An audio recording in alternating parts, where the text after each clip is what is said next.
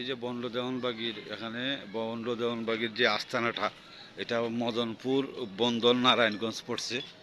হ্যাঁ, তাওহিদি জনতা ব্যঙ্গে চুরমার করে দিয়েছে, কিন্তু মূল কথা হলো আমরা পুরা আস্তানা হেঁটে দেখছি, প্রত্যেকটা জায়গা আমরা পরিদর্শন করছি, কিন্তু সব থেকে আকর্ষণীয় জায়গা হলো এই যে কবর দেখেন, একটা মানুষ কি এত লম্বা হয়।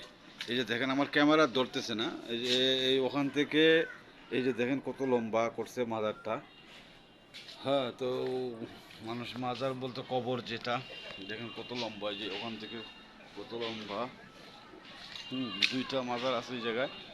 এই যে এখানে তো দেওয়ানবাগি মরে নাই, দেওয়ানবাগির না এটা, হয়তো অন্য কেউ আন্তাজে অনেক লম্বা করে বন্ডামি করে মাজার বানাইছে, মানুষ এদিকে আশ্চর্য হয়ে যাব যেটা কত বছর আগের বা কি সমস্যার, এরকম আর কি বিষয়টা। এই যে চতুর্পাশটা দেখাই আপনাদেরকে, এখানে বিল্ডিং বা কোনো কিছুর অভাব নেই।